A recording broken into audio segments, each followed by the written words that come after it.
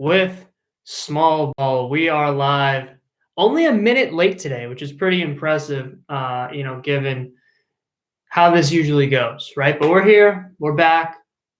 Big time show coming at you today. We have a longtime guest, Calder Glassman, good friend of the show, coming on in just a little bit.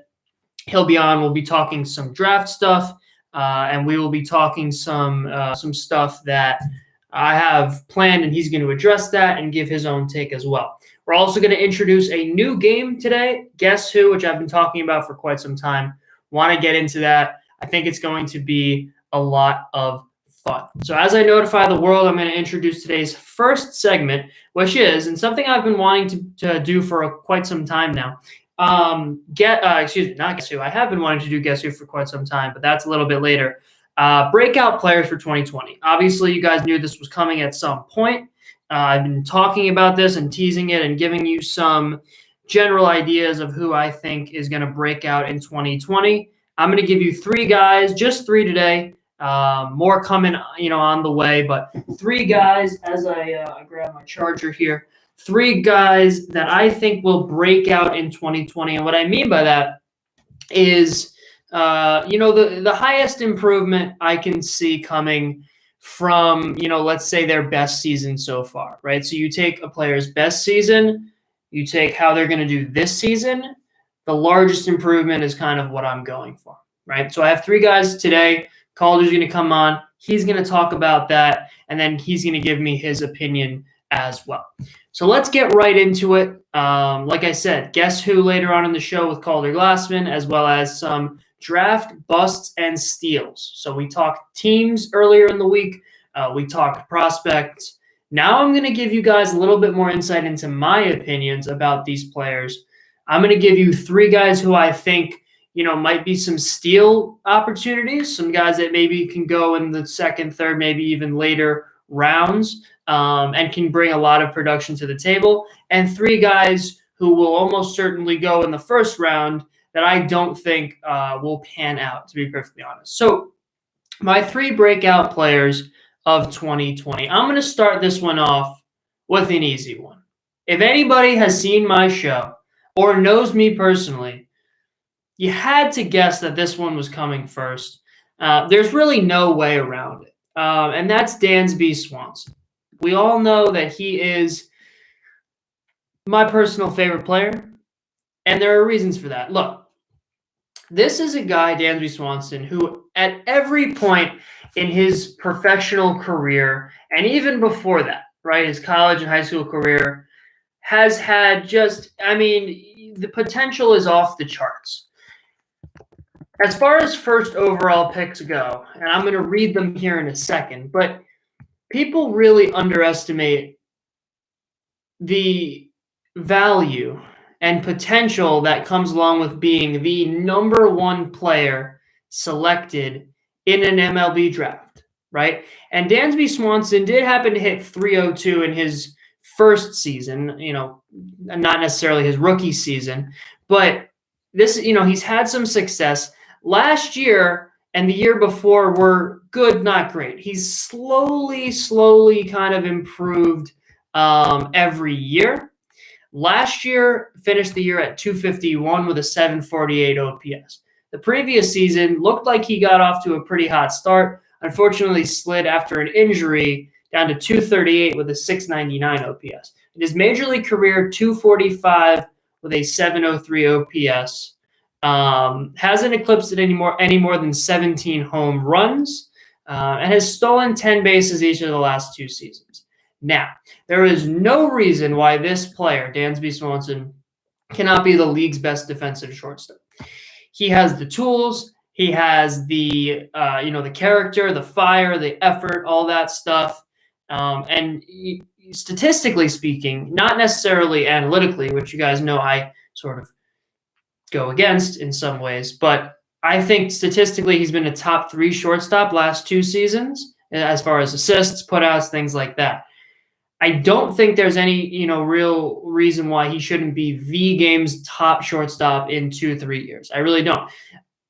I think a guy like Simmons and Semien and all those guys can compete with him, and Nick Ahmed I like as well, but he just brings, the combination of dynamic defensive ability with, tailor-made kind of solid, right, set in stone, reliable defensive ability. There are a lot of guys, I take Gleyber Torres, for example, right, who is a playmaker defensively, but you can't always necessarily rely on him on some of the more, routine plays. And then there's a guy like a Nick Ahmed, who I think routine-wise is just absolutely phenomenal, right? He's going to pretty much lock down that sixth spot, but not necessarily a defensive playmaker, right? To go out and make plays, special plays that other shortstops can't make. I look at Dansby Swanson and I get the best of those two, the total package defensively. Now, I think he projects to be somebody who improves. I think his swing and mechanics are a little bit shaky right now. They've been steadily improving over the course of his young career. I see this guy as a 300 plus hitter, in his career with, let's say, an 800-ish OPS, right? I think he can hit for 20 home runs. I think if he wants to, he can steal 25, 30 bases. At this point, it doesn't look like he and the Braves want him to. But if you put, top 3 to top 2 to top 1 defensive shortstop with a 300 hitter, which I think he can be, that's a star, and I think he'll be that. I'm going to give you guys a pitcher.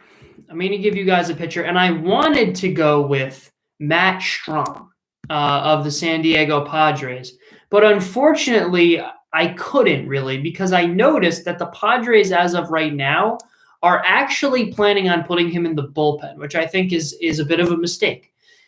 Last year just dominated. I'm not going to get too much into Matt Strahm because he's not my pick here, but if he was in the starting rotation, I'd go with him. I don't think he projects really as a reliever. The pick that I have for my pitcher is actually a reliever, and that's Colin Poche from the Tampa Bay Rays. Last year struggled, in terms of ERA and giving up runs and all that. It's interesting. A 4.70 ERA last year in his rookie season, 25 years old last year. He'll be 26 this year.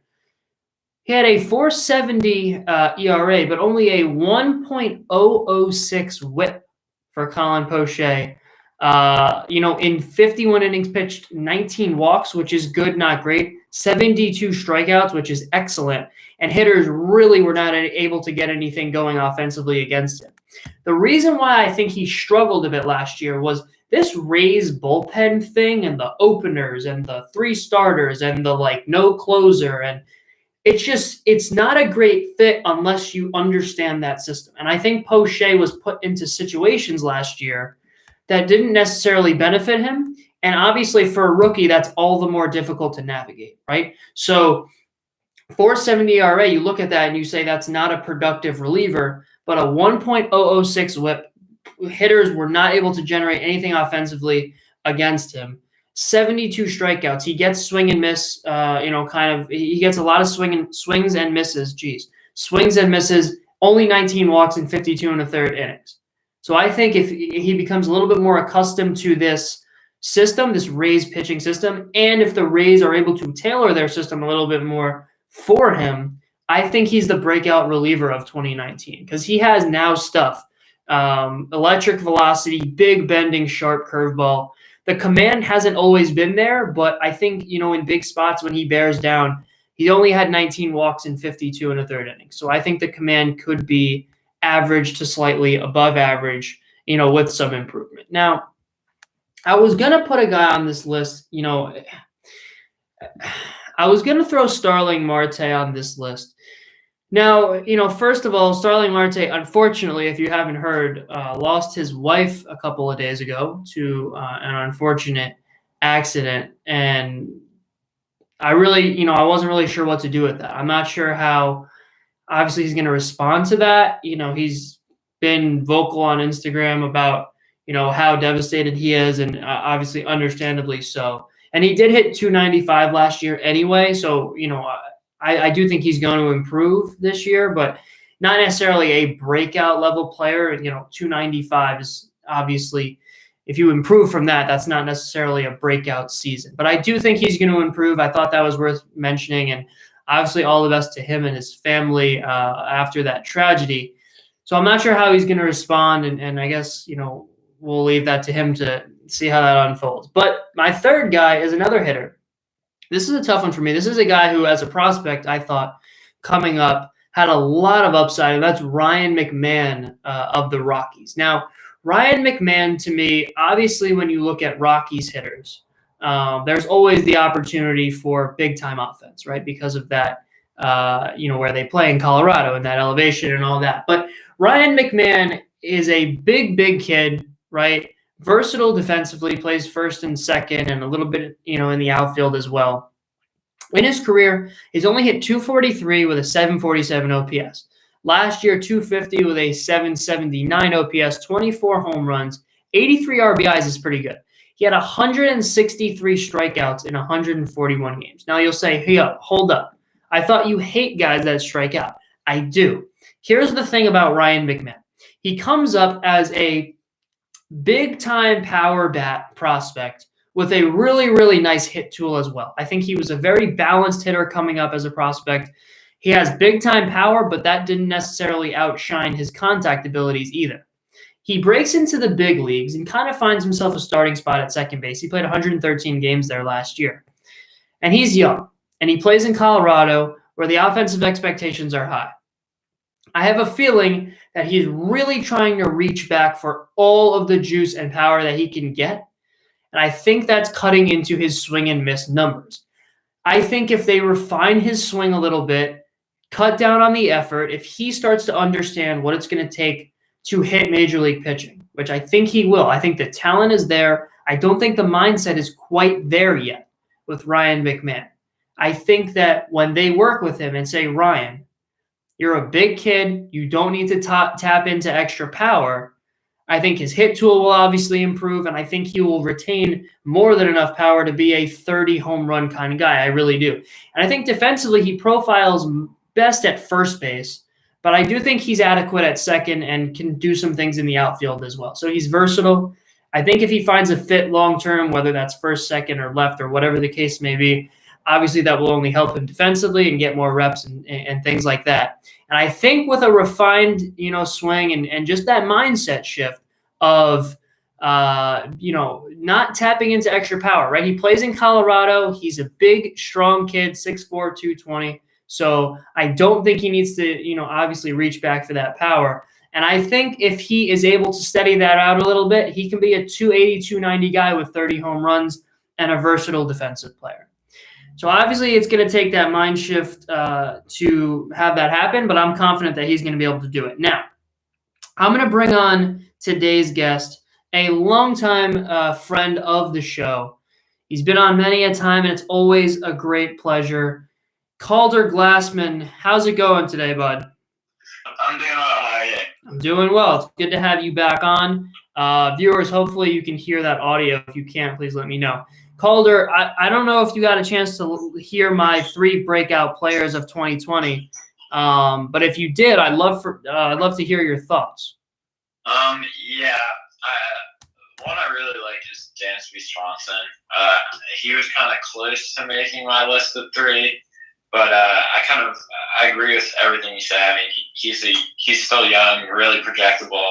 Obviously, a good defender, could be the best defending shortstop in the league in a couple of years. And I think, he's got the talent there on the offensive end. I think he just needs to polish up some parts of his game, but he's already, I think his production was, decent last year. And I think it's pretty much only going to go up from here. I think definitely even this year, but in the next, you talk about the next 3, 4, or 5 years too. I think he could, climb up and be an elite player for that Atlanta team. Oh, yeah. Definitely. Yeah, I forgot. I was going to read you guys the list of first overall picks, just the last couple. I'll just go with hitters because obviously that's more relevant. But Dansby is the most recent first overall pick to break into the major leagues. Before he was taken, the offensive players that were drafted first overall were Carlos Correa, Bryce Harper, Tim Beckham, Justin Upton, Delman Young, Joe Mauer, Adrian Gonzalez, Josh Hamilton. So all guys that, with the exception of Delman Young, who was still, and Tim Beckham, who are still very productive players, stars if not better. And actually Matt Bush, the reliever, was taken as a shortstop. So that's kind of interesting. But so Calder, I'm curious. I believe you have a couple breakout players of your own that you are looking to share with the world. Yep. I guess we can start it. My first breakout player is Gavin Lux. He's second baseman for the Dodgers. So, I mean, he's a guy, he was a top prospect, top 3 prospect as of last year. Pretty good fielder, really obviously very young. He got called up for 23 games last year. Didn't do great, only hit 240 with 2 homers. So didn't do really as well as people expected, but I think there were some factors that played into it. But I mean, when you look beyond the kind of standard metrics, he hit the ball really hard.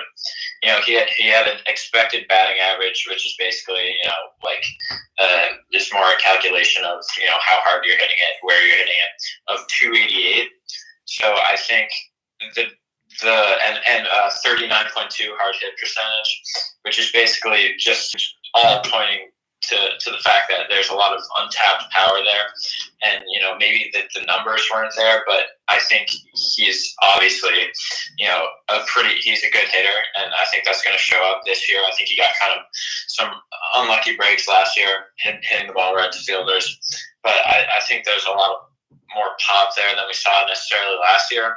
And he's obviously pretty athletic. He's a 2020 threat, and I think I kind of see him shaping up to be kind of like an Ozzie Albies type player. I would even go as far as saying Ozzie Albies is closer to his floor than his ceiling. So I think in the next couple of years, I don't really have a doubt that we can see him playing a big role for that already pretty stacked Dodgers team. Yeah, it's interesting that he's been that highly touted guy for a while now, and he's kind of in that gray area of, is he still a prospect or is he already a productive player? And I think this year might be that year where he makes the shift. All right. What about your second guy, Calder? My second guy is Dinelson Lamet. He's a starting pitcher for the Padres. So kind of an interesting story with this guy. He's from the DR. He's pretty young still. He's only 27. He started off his rookie season in 2017, actually. He pitched pretty well, had an ERA like high 3s, showed some promise, but ended up having to get Tommy John later that year.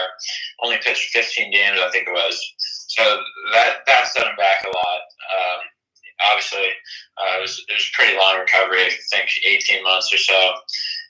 But I mean, last year he flashed a lot of potential. As I said, only 27. I think the main thing with him is his stuff. 34% strikeout rate last year in only 14 starts, and he started pretty slowly. Didn't really come out of the gate fast, but over the final 2 months, his ERA was 3.6. So definitely showed a lot of promise. And then again, as I said, he's got great strikeout stuff. I think in this day and age, when you look at a starting pitcher, that's one of the main things you're going to look at. Last 4 starts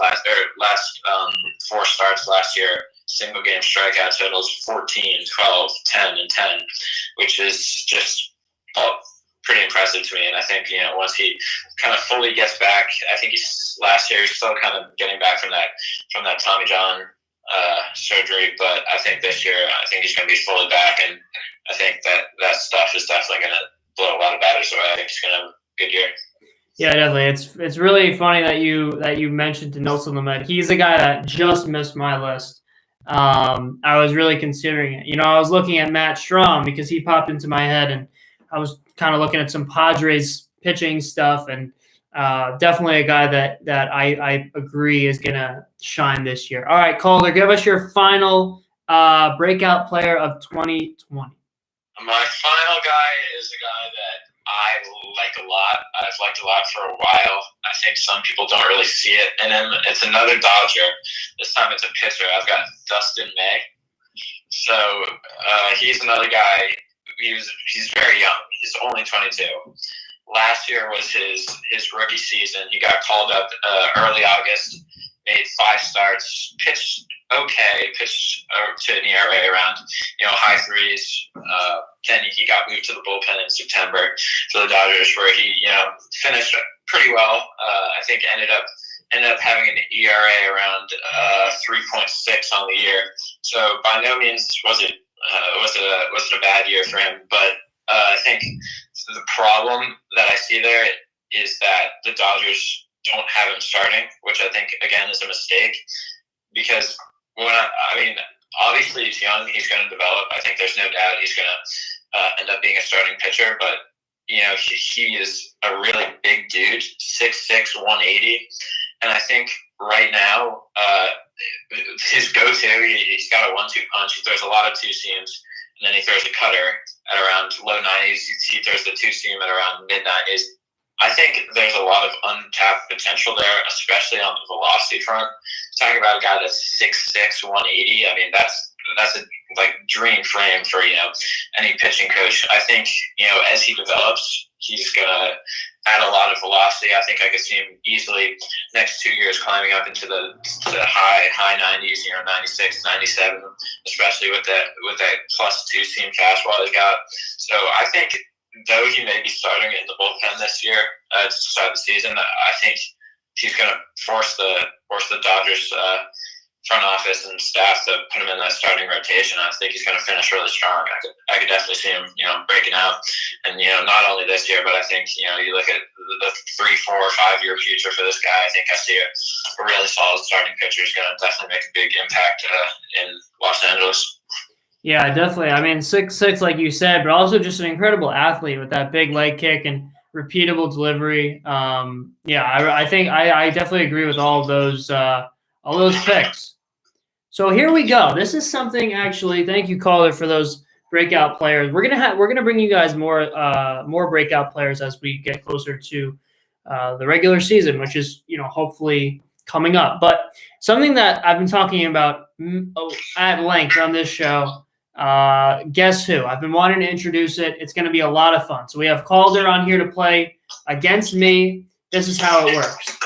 Calder and I have randomly generated players for which the other person is going to have to guess.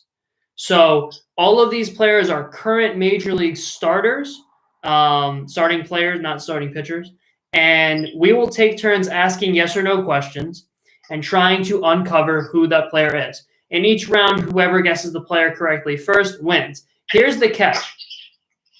If you ask a question, which we will ask many, you can no longer, for the rest of the game, ask that type of question, which is going to be a little bit confusing at first, but it'll become more clear as we go. So, for example, if I say, Calder, is this player on the Yankees?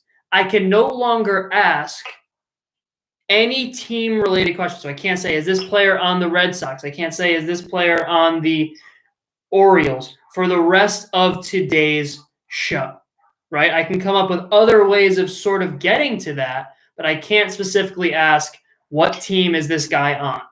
If I ask Calder, does this team play in a city, with more than 1 million people, let's say, I can no longer ask about the population of the city that the player plays in. So hopefully that makes some sense. Obviously, it's a little bit confusing, but I think it's the only way to really make this interesting and fun, because I think if we're just going back and forth asking the same types of questions, it's going to be a little bit dull. So hopefully this works out. I think it's going to be a lot of fun. So Calder, do you have your list ready to go of players? Yeah. All right, perfect. So I'm going to let you go first since you're the guest. I have my list here as well. So again, these are all Major League starting players. No relievers are included in this, in this randomization. So it's just starting position players and starting pitchers as well. So Calder, go ahead. I have your player, ready to go here, and we can Google for information if we need. So if it's a really complicated question, we have the internet at our disposal. So, is there a limit to my questions? No. Whoever gets it first wins the round. Okay. so you ask a question, then I ask a question? Or? You can go first. So ask me a yes or no question. I have the player you're trying to guess. Yeah, go ahead. All right. Is the player in the AL? No, this player is not in the AL. Okay. I'm gonna guess. Okay. So for example, just to make this clear, he can no longer ask for the rest of the game, is this player in the NL or the AL? Yeah. So Calder, is this player an outfielder? No. Okay. All right. Is this player an outfielder? I guess I'll ask that as well. He is. Yes, in fact, he is. All right. Just to be clear, everyone, our all of our data and information is coming from MLB.com. So, Calder, I'm going to ask you: is this player?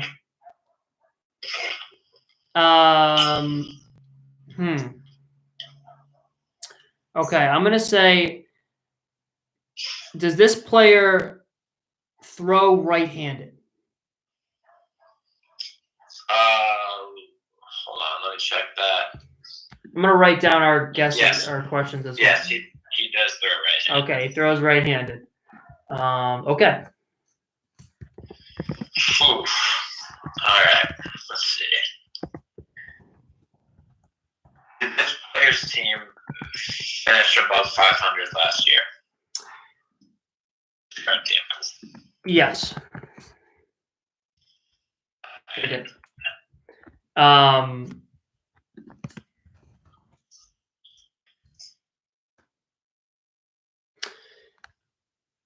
Okay. Did this player, or wait, does this player? Let me think. It's tough when you can't ask the same kind of questions. Is this player taller than 6'3"? So 6'4" or above? No, he's not. Okay. Whew. All right, let's see. Okay, I asked before, is he in the AL? That means, can I not ask any specific divisions? You can ask division, yeah, but that would be your last division question for the game, yeah. But yeah, you can ask division. Does this player play in the NL East? No. Okay. Does this player, when he plays, use a mitt? So a mitt, for those of you who don't know, is considered to be a catcher's or first baseman's mitt, and every other position uses a glove. So does this person use a mitt when he plays? Yes. Okay, interesting. Oof. Does this player play on a team in the Pacific time zone? No, he does not. Good question. Okay. Did this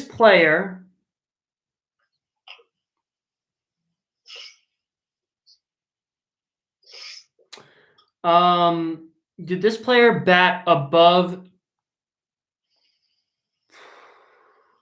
I'll say 260 in 2019? So just for clarification, if I ask about a stat, that stat is now eliminated. So I can ask, let's say, about home runs later in the show, but I can't talk about batting average if I just ask about batting average. So did this player hit over 260? Yes, he did. Interesting. All right. Was your player an all-star last year?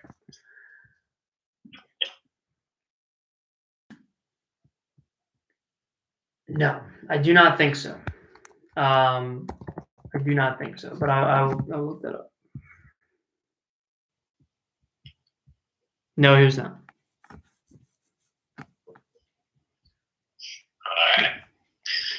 All right. Okay. Is the player that I'm trying to guess? Let me see here. Uses a mitt. Okay. Is my player, I should say, in the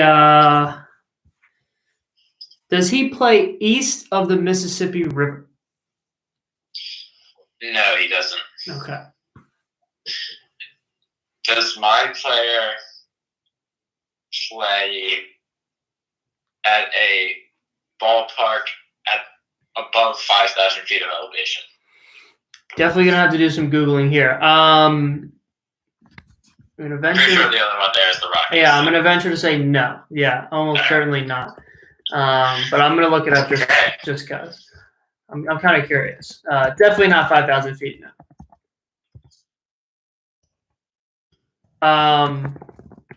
Okay, so he plays west of the Mississippi. I'm assuming here. No, absolutely not. Not even close. I am assuming here that I'm dealing with a first baseman. Okay. Does this player, or I should say, does this player's team have blue in their color scheme? No. Okay. Wait, can I reference an earlier question just so I can make sure I got the answer right? Yeah, sure. You said this team was above 500 last year, right? That is correct, yes. Okay. Give me a second. Yeah, okay. Tough, very tough. It is quite tough. You definitely have to have a good understanding of these players to try to figure this out. But I have an idea, actually. Let's see.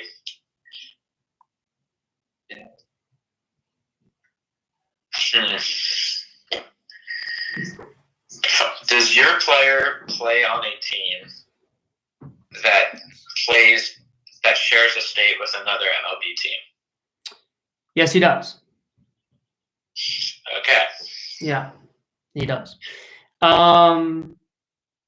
Okay. Does my player? Wait, can I clarify something? Sure. Are we considering Kansas City Royals to be in Kansas or Missouri? They're in Missouri, I'm pretty sure. Yeah, Missouri, Okay. yeah. Almost certainly, yeah. I went there last year. It's a cool stadium. I'm going to ask you the same question. Does my player's team share a state with another, or you know what I'm trying to say? No, they do not. Interesting. So that I had an idea, but my idea is no longer valid. Okay. Let's see. Can't be. So they don't play in the NL East, right? That is correct. They do not play in the NL East. I've got to think for a second about this.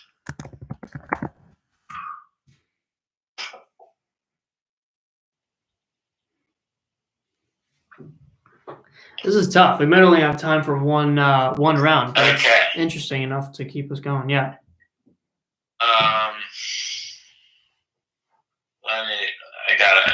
Hold on. Let me just. I'm gonna need a few seconds for this. No worries.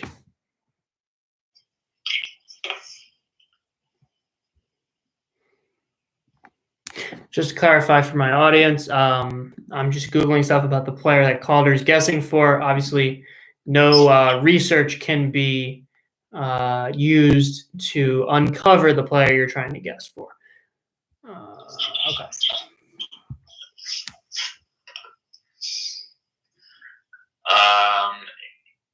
Did your player hit above 300 last year? No. He did not. Okay. All right. I'm going to start to try to narrow this down. So he okay, let me think. No blue. What teams don't have blue? Let me think about this. Okay.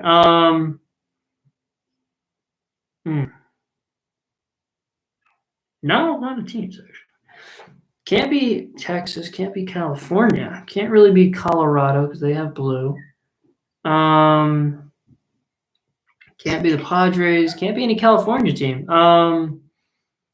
Okay. Ooh.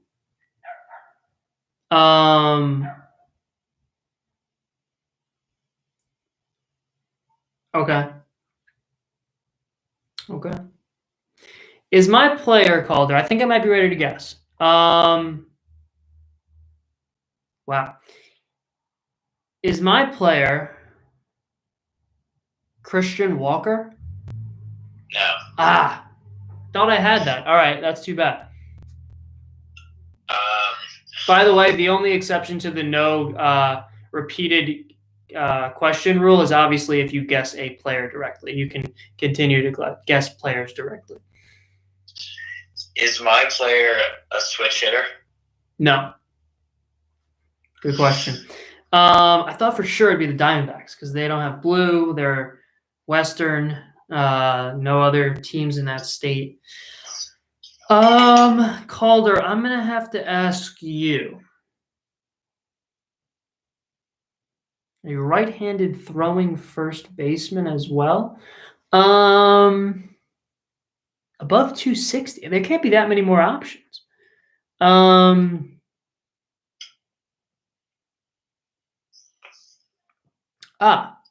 Is my player Paul Goldschmidt?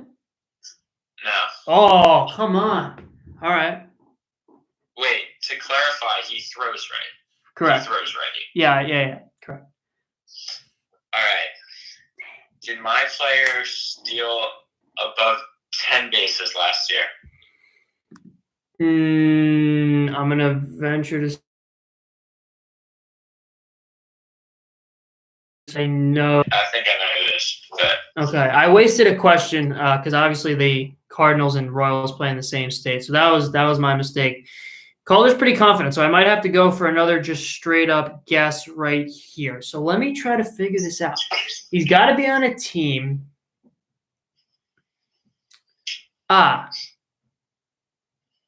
Ooh. I have an idea. No, that doesn't work. Very, very difficult. Very, very difficult.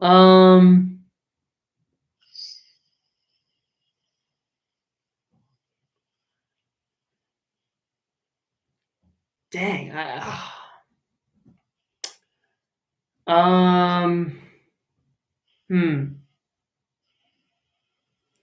All right, Calder, I'm going to give you a guess. Is my player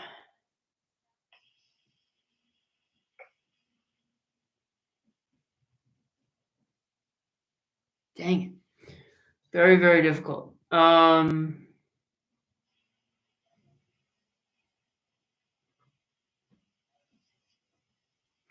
Is my player no, dang it.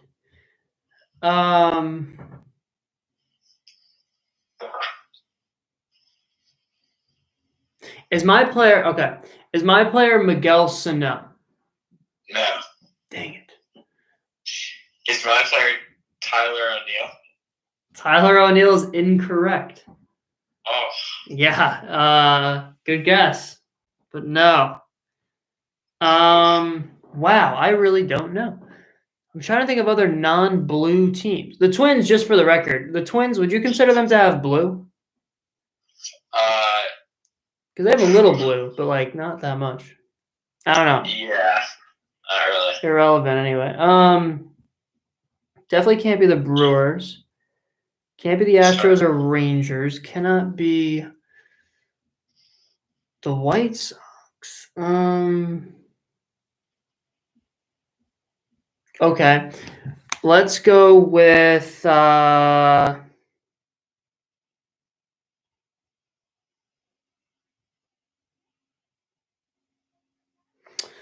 Calder.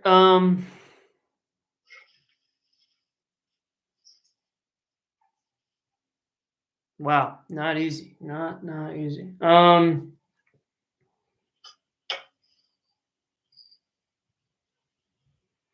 Definitely missing here an obvious team, but wow. All right, has my player hit, or rather, did my? Oh, I'll just okay. Was my player an all-star in 2019? Let me check that real quick. Okay. I can't think of these teams. What the heck?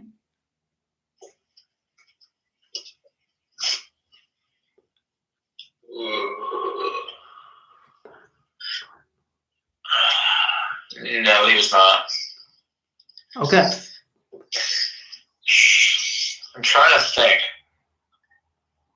You're sure this player is like they have him down as a starter this year? Yeah.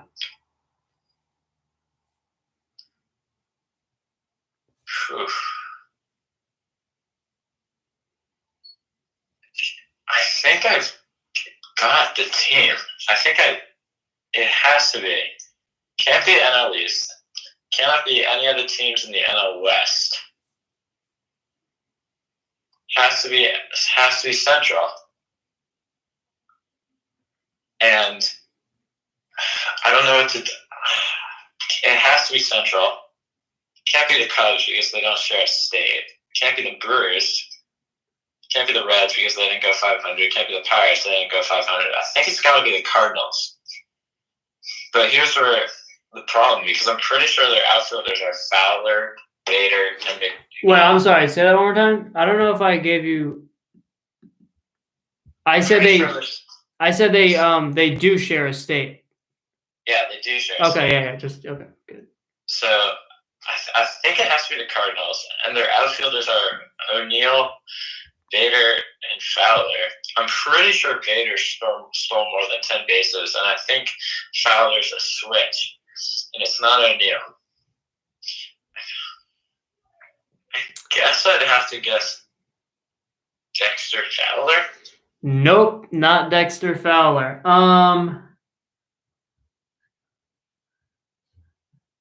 So I guess, right, it can't be the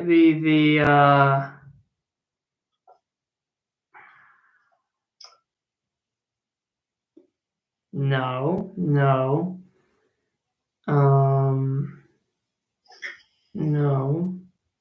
I don't know.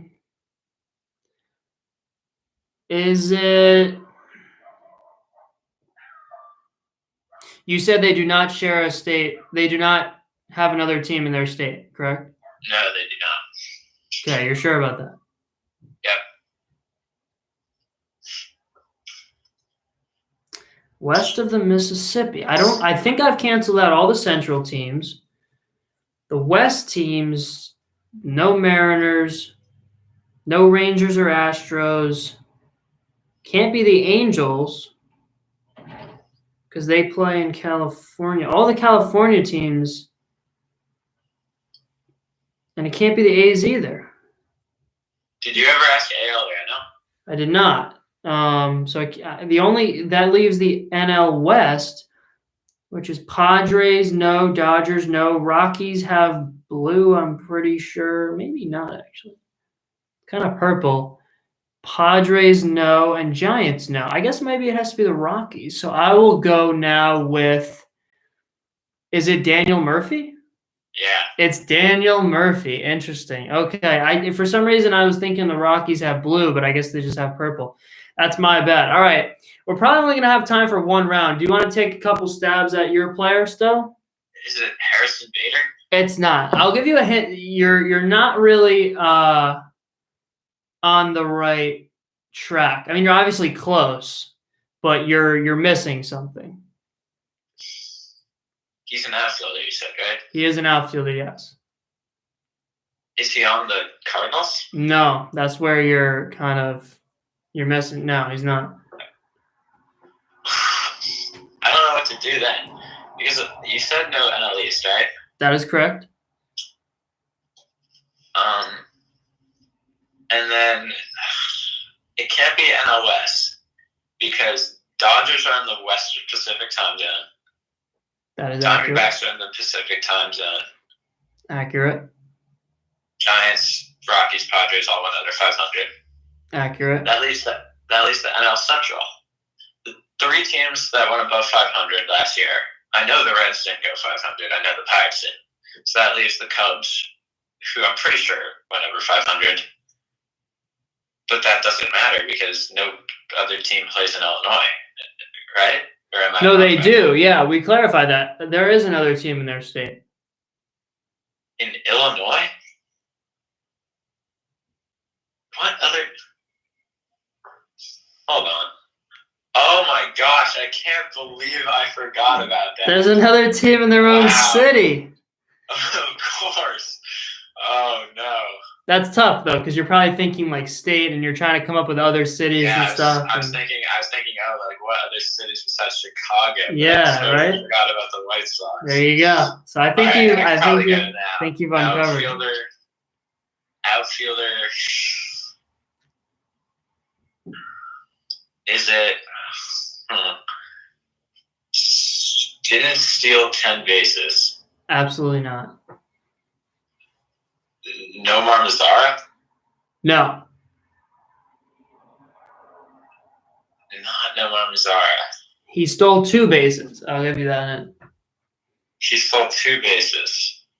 That narrows it down. Which is more than I would have thought. That narrows it down to 2.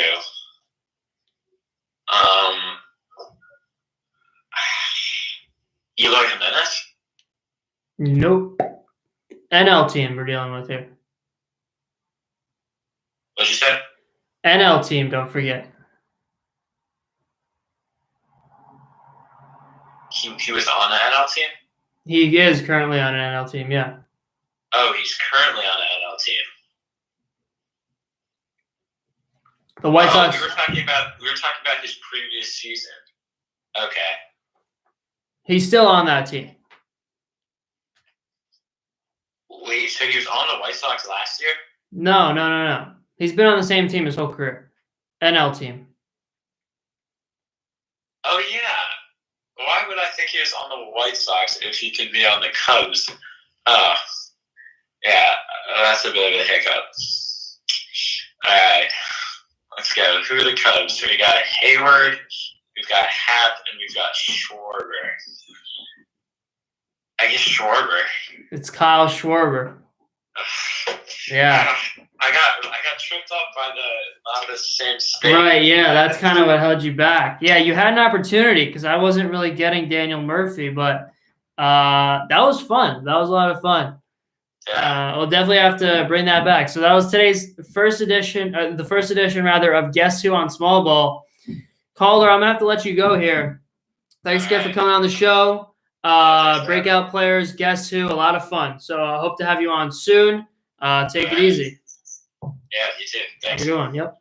So that was Calder Glassman, everyone. Always a pleasure having him on. So that was the first edition of Guess Who. It was a lot of fun. I was victorious. Anybody who wants to come on the show, play Guess Who, you're totally welcome to do so. Just let me know. DM me on Small Ball Instagram or post on the in the comments. So I'm going to wrap up today with we have about 10 minutes left. I'm going to give you guys some, like I said, draft steals and busts, right? So I'm going to start with a steal. So here we go. So my first steal, and this is the one I feel very confident about this. Like I've said a couple times, this is one of the weakest drafts. I have probably the weakest draft class I've ever seen, right? No offense to these prospects, but I really don't, if you could trade picks in baseball, I would dump as many picks as I can. The one player that I do think has a really good shot to be a franchise-changing player, and he's only, he hasn't been that high up in the rankings. That's Jared Kelly, right-handed arm, high school arm from Texas. I think that, when you compare, so his feel for pitching, right? He's only 18 years old. He has an incredible feel for pitching. He just gets people out. Really, good, strong arm, 93 to 96. He's touched 98, right? He's fairly undersized. I do worry a little bit, about some arm problems. 6'3", 215. It's not. I mean, honestly, I don't know why I said that was undersized. I mean, it's he just kind of has an undersized kind of build and feel to him, and not feel to him. You know what I'm saying? But I think electric stuff, right? 3 to 4 plus to plus plus pitches. And the biggest thing is the feel for pitching at 18, right? That's younger than I am. So I think, he's so mature and advanced for a pitcher of his age, and he's just going to be able to get people out, I think, at any level. I would take him number 1 overall. I honestly would. I would take him number 1 overall. I honestly would. I'm going to go with a bust here. And this one, I mean, easy one for me. It's hard not to be in this bust category when you're the top guy on the rankings. So Spencer Torkelson, right? I don't see it with Spencer Torkelson. I think obviously his college numbers are absurd, right? He's just absolutely rakes for Arizona State. I don't think he's athletic enough to, at the higher levels to make it work.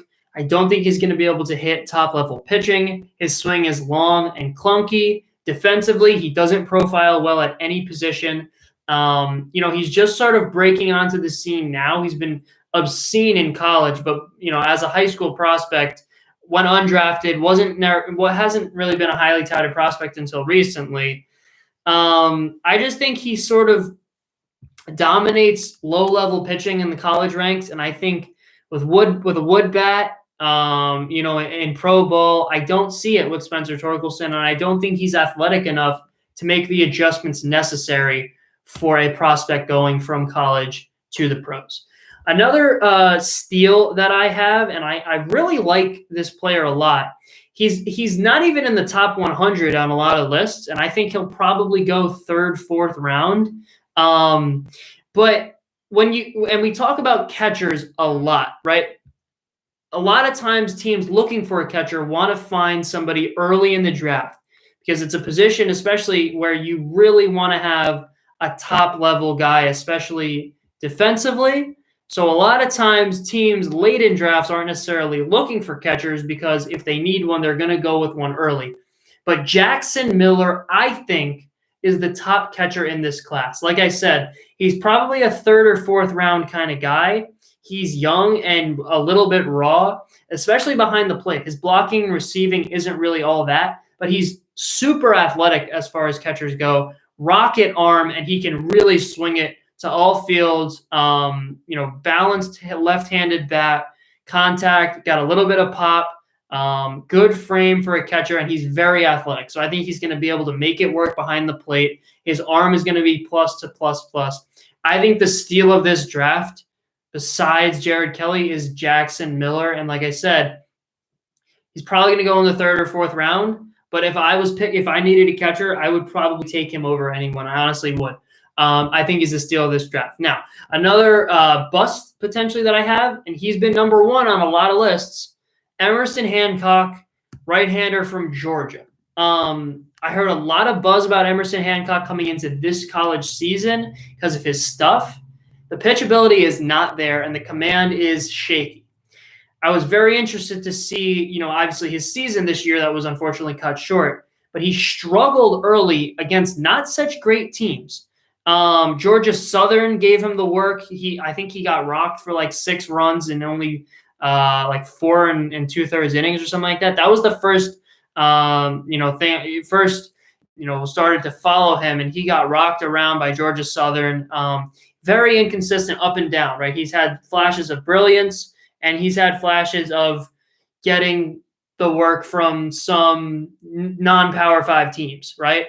So that to me is a big question mark. The stuff is there. There's a lot of guys in this draft class, in any draft class, with major league level stuff, especially, projectable major league level stuff. The pitchability's got to improve. The command is fine, at the college levels, but in the big leagues, he's going to need to improve there. So I don't see him as a top 5 guy. Obviously a 1st round pick, but I don't think that I would take a chance on him, especially if I'm a team looking for a safe right-handed arm. Another steal, my last steal that I have, I was gonna go, with Ed Howard from Mount Carmel, Illinois, high school shortstop. I talked about him a couple days ago or yesterday. Really, really strong defensive shortstop. But I don't think his ceiling, necessarily is quite high enough. Yohandy Morales is my pick. He's not in the top 100 in a lot of classes. Yohandy Morales, 18 years old, son of former big leaguer Andy Morales. He's a year younger than I am. He and I were younger, 11, 12, there was obviously, as I was following the Team USA prospects, right? 12 is the first age group for Team USA. I had a couple guys that I knew that were trying out for those teams. One of my teammates and friends at that time was actually he shined at Team USA. I talked about that yesterday, but Yohandy Morales was the cream of the crop as far as 12-year-old prospects went. He was the leader of that age group in that class. He's really been on scouts' radars for a decade at this point. What scouts don't like about him are all things that he can easily fix. So his swing is kind of unfluid and a little bit wonky at times. He gets a little bit over anxious. His plate discipline and vision is not necessarily where it needs to be. He's kind of a guess first kind of guy. A lot of swing and miss on that front. But I think when you combine athletic ability with power, with hand-eye coordination, he's the total package. I think his ceiling is top 10 to top 5 in this class. And I would definitely take a chance on him if he's there in the third round.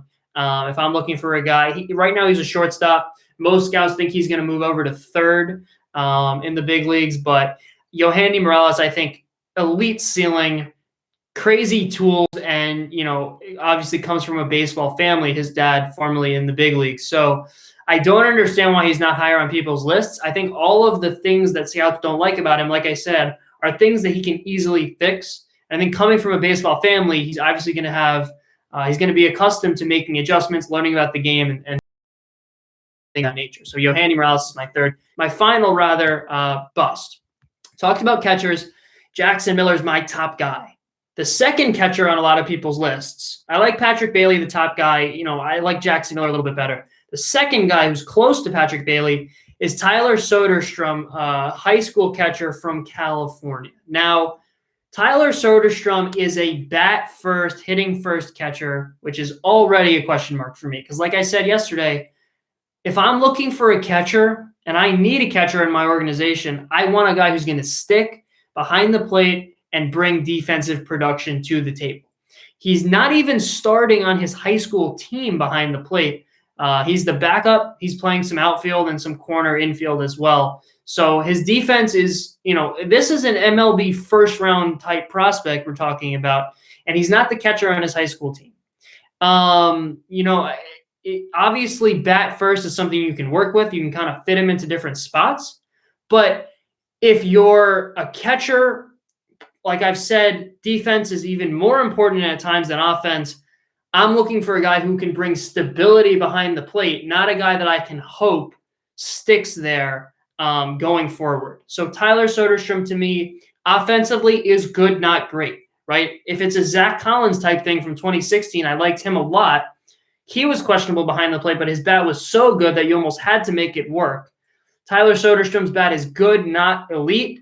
And defensively, he's not going to stick behind the plate, in my opinion. And I don't think he's really going to stick anywhere else, right? If he becomes an outfielder or something like that, he'll be average at best. And his bat isn't really elite to make up for it. So that's going to do it for today's show. Thank you again so much for watching, for everybody that tuned in. I hope you enjoyed, especially hope you enjoyed Guess Who, our first edition of Guess Who on the show. Like I said, we're going to be doing a lot more Guess Who and some other trivia games and stuff. So if you want to come on the show, give me a call, comment, or DM the Instagram. So let me know. I enjoy having viewers, or rather guests on the show. So again, thanks so much for watching. Chance we have a show Sunday, but I think I'm going to try to stick to the Monday, Tuesday, Wednesday, Thursday schedule. The 4 days in a row is kind of tough. So I'm trying to fit in a little off day in there, but I don't know how it's going to work. But I think for now, we're going to stick with Monday, Tuesday, Wednesday, Thursday. So again, like, subscribe, comment, and recommend if you feel inclined to do so.